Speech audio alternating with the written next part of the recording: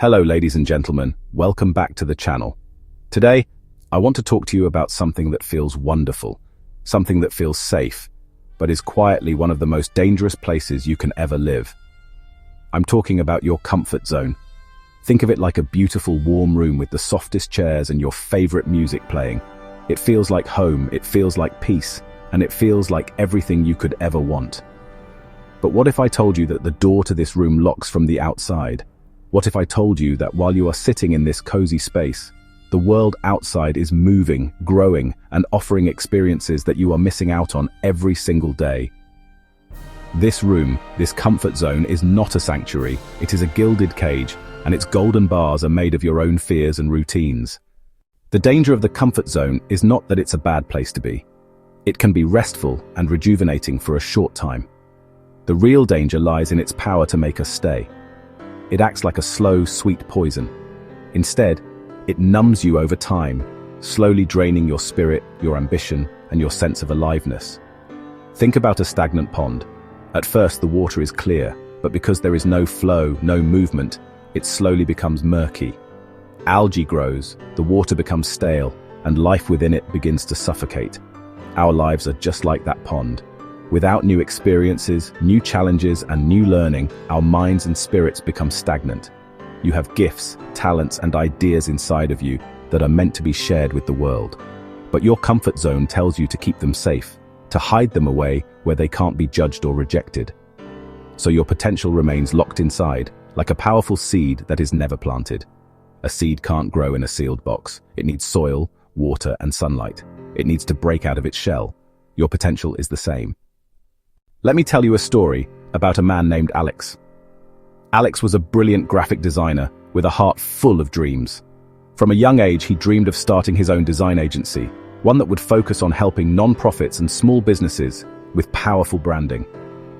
After university, he took a safe job at a large corporation. The pay was good, the hours were stable, and the work was easy for him. He told himself it was just for a few years, a way to save money and gain experience before launching his own venture. Years went by. 5 years turned into 10, and then 10 turned into 15. Alex was comfortable. He had a nice apartment, took regular vacations, and was well liked at his job. But the dream of his agency was still just a dream. The comfort of his salary had become a powerful chain, holding him back from the life he truly wanted to live. Every time a friend would ask about his dream, Alex would sigh and say, "Maybe next year," or "The timing isn't right."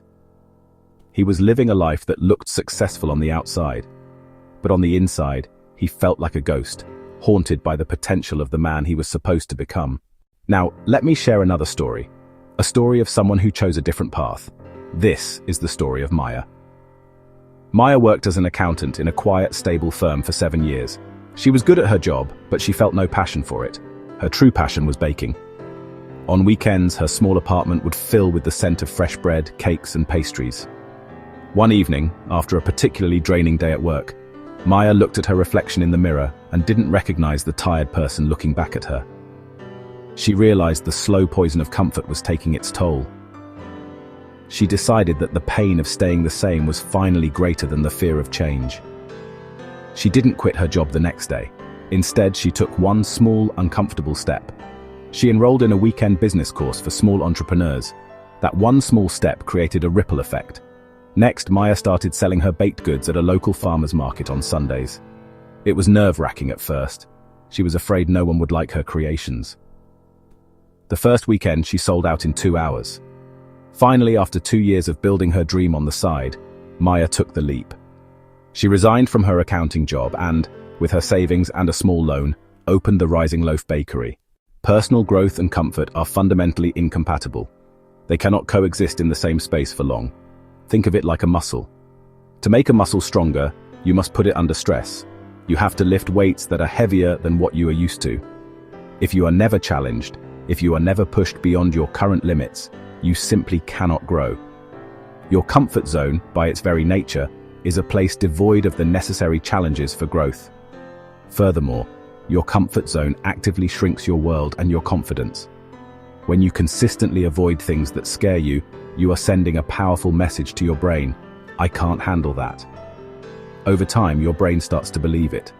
The circle of things you feel capable of doing gets smaller and smaller. A challenge that once seemed manageable now seems insurmountable. Your confidence doesn't just stay flat, it erodes. This sabotage is so sneaky because it disguises itself as wisdom. Your comfort zone will tell you, be realistic, don't be a fool, or it's better to be safe than sorry.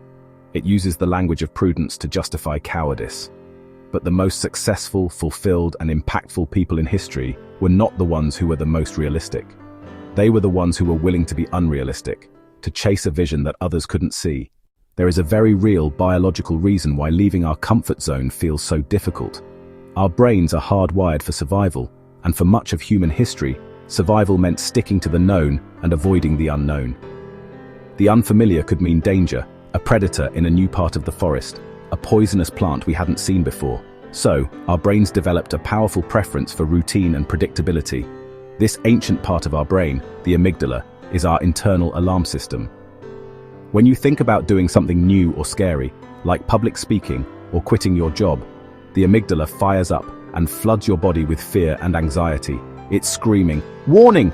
Danger! Return to what is safe!" This is known as the brain's negativity bias. Understanding this is incredibly empowering. When you feel that wave of fear or anxiety as you contemplate a change, you don't have to take it as a sign that you should stop.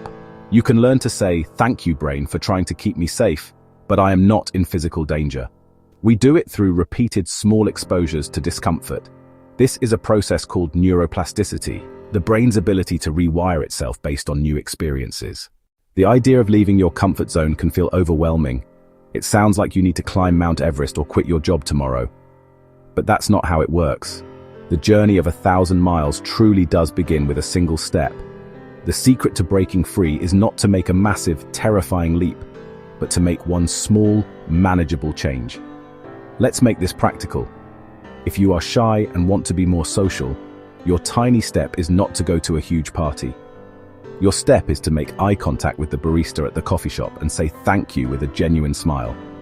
If you want to start a fitness routine but feel intimidated by the gym, your step is not to sign up for a year-long membership. It is to put on your sneakers and walk around the block for 5 minutes. The action itself is less important than the act of breaking a pattern. This concept is called the 1 push-up challenge. If you want to start doing push-ups, don't commit to doing 50 a day, just commit to doing 1. By taking that one tiny action, you're casting a vote for a new version of yourself. You are telling your brain and the universe that you are a person who takes action. We have talked about the gilded cage of comfort, the slow poison of stagnation, and the inspiring stories of those who stayed stuck and those who broke free.